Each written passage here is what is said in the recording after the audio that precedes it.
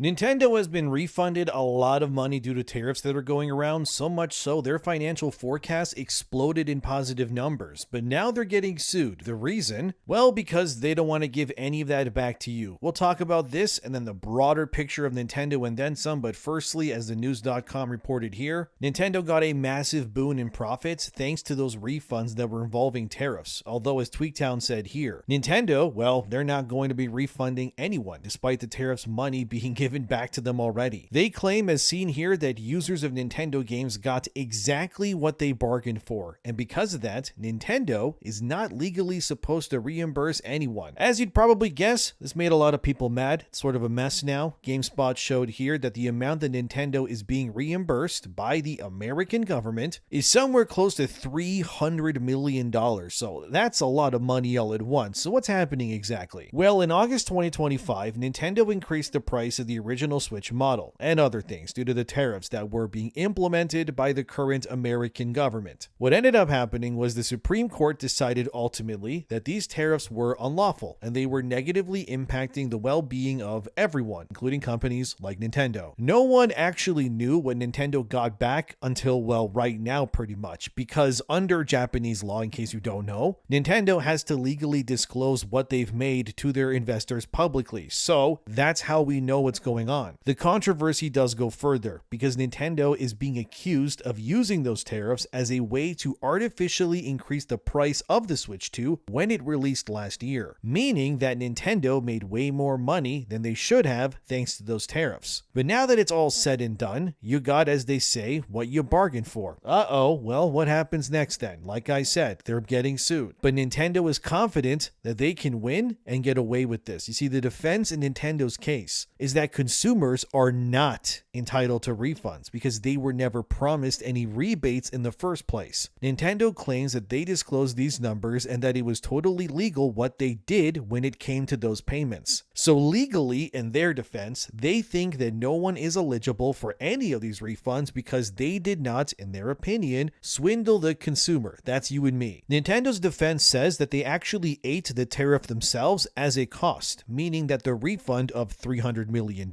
was paid by Nintendo themselves, prior, allegedly, to the selling of the Switch 2 and its games during the launch. But the way that they word it is kind of a bit deceptive. You see, Nintendo claims that they imposed modest price adjustments and then bore the cost on others, as you can see here. But as you're seeing, the way that it's being worded, it doesn't mean that Nintendo ate all of the costs of those tariffs. Aha, there you go. So that's a loophole that their opposition are now going to use, because if you didn't pay the total tariff cost, why are you being refunded for more than you supposedly shield your consumers against? This is why the lawsuit claims that Nintendo then is taking basically what we can only call free money from the refund and objectively just not giving any of that back to anyone who bought things during the Switch 2 launch period. As TheGuardian.com, which also reported on this, said here, this then led to Nintendo's profits surging over 50% to 147 billion yen, which is almost 700 million euros in comparison. So Nintendo defeated their projections by a very large margin thanks to this refund. And then the refunds from the tariffs by the American government overall, by the way, has equaled in totality somewhere close to $100 billion that is being distributed like all over the world to various companies due to all of this unfolding right now. So what Nintendo got back was maybe small potatoes in the grand scheme, but either way, they're not giving it back to you, which is, well, a problem. This class action lawsuit has been ongoing for a while now, and the lawsuit is not stopping anytime soon because Nintendo also said that these accusations are meritless, and they, in their opinion, does not hold up in a court of law, which, I mean, they can say that, but the fact that the lawsuit still exists, well, that says otherwise. But because of this refund, Nintendo effectively then gets to collect the costs of what was going on at almost twice the value they paid. So they sold the Switch 2 at an increase thanks to the tariffs, which we all know, and they made even more despite, well, changing nothing. It is scummy. I mean, it is. And Nintendo will likely still get away with it if I had to guess, because the argument here is the lawsuit would need to go through every single item that was sold during the same period of time. And then they would have to figure out how much of each product, be it a game, a console, maybe an accessory, was due to the tariffs pricing. Then they have to figure out what it would have costed you versus what it ended up being thanks to that price increase, of course. And honestly, with this much money that's on the line, I'm I'm sure Nintendo's opponents are, well, going to do just that because $300 million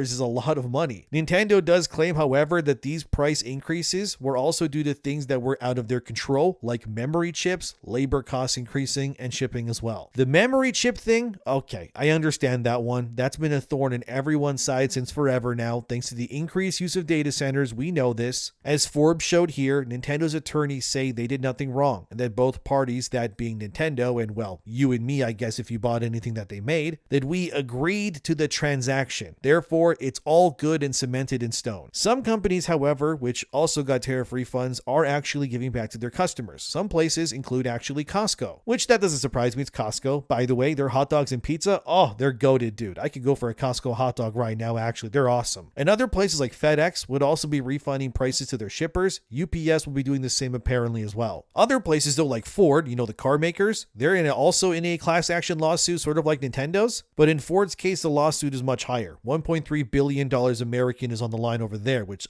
good luck to them, I guess. But in Nintendo's case, this seems like a massive headache for them, which seems common these days, let's be real. I mean, I doubt they're going to refund anything, but they could, at the very least, issue vouchers for discounts digitally to their users who did buy a Switch 2 during the launch period as something. At least they could do that, right? But regardless though, as Nintendo Life shared here, the Switch 2 has already surpassed 23 million units sold, making it one of the fastest selling consoles ever made. Nintendo Life further stated here that the Switch 2 sold almost 4 million units in the first quarter of 2026. This resulted in a decrease in sales by around 34%, and the reasoning for this decrease, as you're seeing, is that Nintendo claims it's due to market problems, that they're likely going to use the tariffs as a reason as to why there was a decrease in the first place, despite them again still hitting the record profits either way. I should mention that, as you can also see on screen here, that the Nintendo Switch 2 will be getting a price increase on September 1st, 2026. The reasoning this time given is memory chips and such being very expensive. At least this reasoning is not Nintendo's fault compared to, you know, the rest of it, I guess. But yeah, everything is getting more expensive due to memory chip problems. We already know about this. Phones, TV, computers, games, you name it. So you can be mad at Nintendo for the tariff refunds. Sure, that's totally valid. But the memory thing, kind of out of their hands. Either way, if you were thinking of buying a Switch 2 in the future, I just want to let you know it's probably good in advance that yes, they will be more expensive come September 2026. So what you do with that information is up to you, but I thought I'd let you know either way. But Nintendo software is still selling very well. I mean, Pocopia is still selling millions. Tomodachi Life as well. Even Splatoon Raiders has surpassed almost 600,000 physical copies sold in Japan alone, which if you don't know, for a fully priced video game in Japan of all places, that is crazy. But as seen here, this might sound bad, but despite Splatoon Raiders dropping 84% physically this week in Japan, as you're seeing, it still sold another 72,000 copies alone over there in Nintendo's home turf physically, meaning that game has likely already recouped its cost of development just in physical sales alone in Japan, because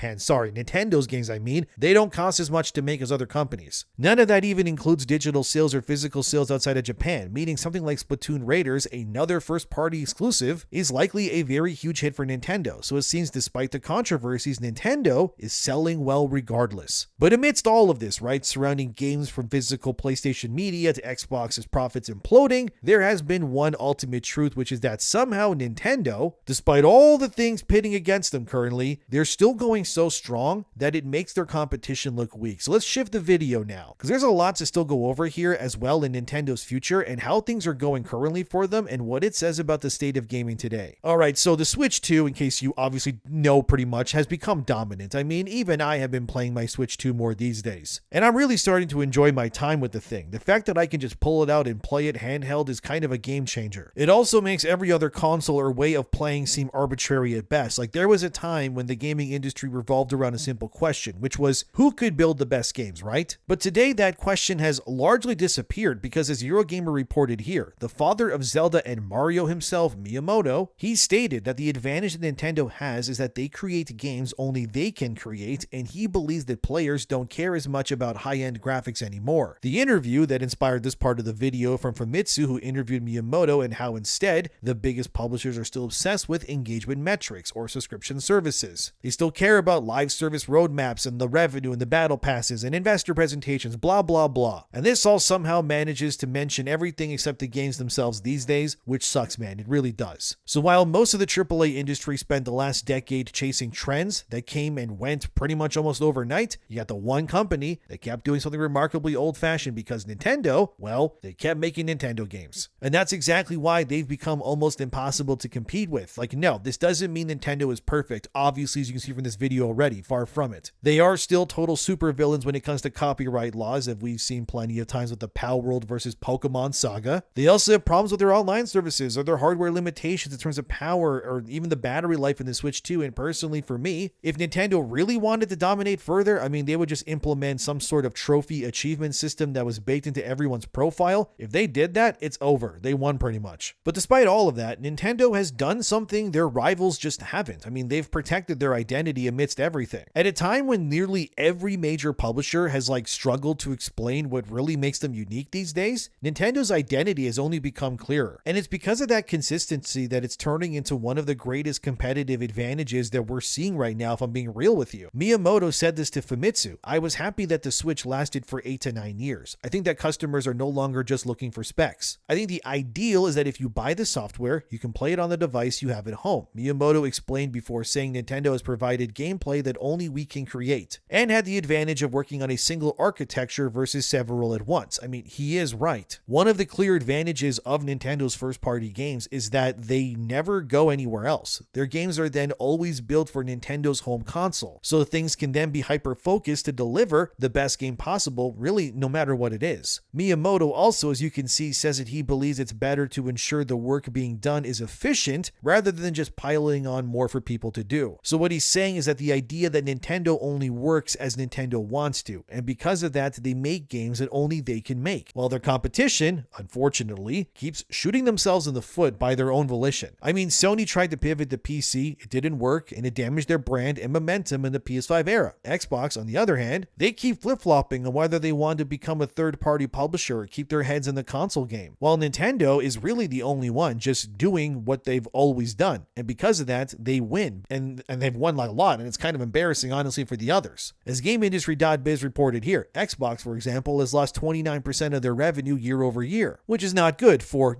obvious reasons. But as shown there, Microsoft as an overall company, they're still doing great. Their numbers are very healthy. But the money being made is from their services involving computers and cloud, obviously. It has nothing really to do with Xbox as a whole when it comes to their positives. Actually, all their negatives have to do with Xbox. So if we're just going to grade Microsoft as a company without Xbox, yeah, they're doing fine, amazing even. But the Xbox side of the business is not healthy. They're down all over, and it has led to layoffs, as we all know. And in terms of new Xbox first-party games, we know that Halo didn't work, so now it's up to Gears of War E-Day to pick up the slack going forward. I mean, Forza did great though, like usual, but that's multi-platform. Gears was pulled from exclusivity at the last moment back to Xbox, only from PlayStation. I guess if the game does well enough, they're going to keep it exclusive. If it doesn't, they'll probably end up releasing it on PlayStation eventually too. However, one of the biggest tells for me that PlayStation isn't as prominent as it should be is that Square Enix has pulled their rights from Sony's console to be multi-platform going forward. And the unfortunate part for Sony is that, well, it's working for them, likely thanks to Nintendo being added back to Square Enix's profit margins in a sense that really matters. As Automaton said here, the Final Fantasy VII Remake games are now selling incredibly well for Square Enix. This was not the case when these games initially released because they were exclusive to Sony's hardware. 7 Remake came out in 2020 on PS4, Rebirth a few years later on PS5, and Rebirth, like 16, also underperformed while they were locked only to Sony's console. So now that Rebirth and 16 and even Remake are playable just about anywhere now, and in 7 Remakes and Rebirth's case especially, this is because these games are now fully playable on Nintendo Switch 2 and places like Steam as well. So the reality is that these third-party games can no longer reasonably survive locked into a single ecosystem because the philosophies of, say, a PlayStation no longer really align with what companies like Square Enix are trying to do these days. However, the reason why Nintendo, with the Nintendo Switch 2, is able to just make all the money in the world so easily is very obvious because they haven't really changed their design philosophy. The Switch 2 is still making and releasing Nintendo-only games, okay? Like I showed you with Splatoon Raiders already, and that's kind of what annoys me, honestly, is that these other companies like Sony believe that the future is having like 50 Fortnite clones, right? Xbox doesn't even know what they want to be. Yeah, Nintendo just stayed in their lane. Everyone else tried to say, no, this is the future. No, this is what we should be doing. But Nintendo instead is like, here's Pokemon, Zelda, Mario, Donkey Kong, and whatever else. And what happened, right? People showed up, they bought it. Even the spin-off games like Pokopia, that's just Animal Crossing Pokemon. And what happened? Oh, right, it sold millions of copies, became a cultural phenomenon. And even recently had its first DLC expansion release as well, all on one console with no outside help in 2026 from having to rely on going multi-platform. I mean, how are they doing it when no one else can? Why is Nintendo the only place reasonably these days where exclusives kind of still sell and work? Well, it's a few things, but I think mostly it's because Nintendo never lost their identity, right? They also make their games for way cheaper. I guarantee you the price of a single Sony exclusive like Spider-Man 2, which was like $300 million to create, by the way, could likely fund multiple games of Nintendo's entire budget and then some for tons of the games they released on Switch 2 already. And in like comparison, Spider-Man 2 is not going to make as much as Nintendo's releases have already. For example, right? Recently, I've gone back to Pokemon Violet. I've tried to beat this game twice now, and I always gave up. So I transferred my starters from my previous 2 playthroughs and all the Pokemon to Pokemon Home over the years, so I restarted my game for a 3rd time. This time I chose the water starter Quaxley, and since I have the other 2 starters already, obviously, and honestly, I am having fun now, I have to admit. I'm fully immersed into Pokemon for the first time in what seems like ages. Something probably clicked in my brain, and I'm like Danny DeVito saying that I get it now, because that's what it feels like to me. Now I'm catching Pokemon, I'm riding around on my Miraidon, and my Ceruledge is just ending the lives of Pokemon all over Paldea. It's a massacre. I don't have any trophies to collect or chase either. I don't have any live service elements I need to worry about. I am just playing a video game, and that is enough for me. It is weird though, especially because going from PlayStation, where I'm constantly collecting trophies, to my Switch 2, it's like being relieved of all that baggage. I don't have to worry about humiliation rituals when I play Pokemon. It's just a video game. I get to run around with my stupid hat on and my weird shorts, fight whatever I want, collect things, and make really terrible sandwiches for my Pokemon to munch on. And guess what? I'm having fun. Like actual fun for once. It feels weird. It feels freeing even. It feels, I don't know how to say it besides positive, healthy maybe. Like I just tune out of the world and all the awfulness. I turn on my Switch, I play it on my big TV, and I just have fun, you know? Oh, and by God, that Switch 2 Pro Controller Elite, man, I love that thing. But whenever my girlfriend comes over, for example, to watch her 90 Day Fiancé slop, or some crime show like Worst Neighbor Ever, I don't feel guilty about playing it on my TV. I just pull the Switch out, she watches her weird slop shows, and I am playing right where I left off. Honestly, it feels like to me when I play my Switch 2 as a fully grown adult man who pays bills, I feel kind of like a kid again. Is that weird? Maybe it's pathetic, I don't know. But it does feel that way to me. I get to sit down and just play something fun and not worry about things. And I think the reason why I share that story right now is because this coincides with what I'm talking about here. I think what I'm currently experiencing on my Switch 2, with Pokemon and Mario Kart World as well, is this sense of fun that I'm not really getting anywhere else. And that sense is what Nintendo is constantly working on making better, right? They don't always succeed, I know that, but the fact remains that this is why I think what Miyamoto said rings true. They don't care about having their games running at 200 FPS with all the bells and whistles, seeing all the pores in some guy's face. They just want to make games you actually want to play and enjoy. I do agree, and I'm very critical of the Pokemon games. They need to evolve even further. I've covered that extensively in videos already, but even when I play Mario Kart on my Switch, it's like, man, this is a game I really can't get anywhere else, you know? Like the simplicity of the design, how it all runs. I don't have to worry about all the stupid things. It's just turn on game, press button, and play. Like the caveman brain in my brain, it just finds that very enjoyable, okay? I have to say that. And I've come to realize something that I'm valuing more and more is the ability to just play where I want to. Like physically, I mean.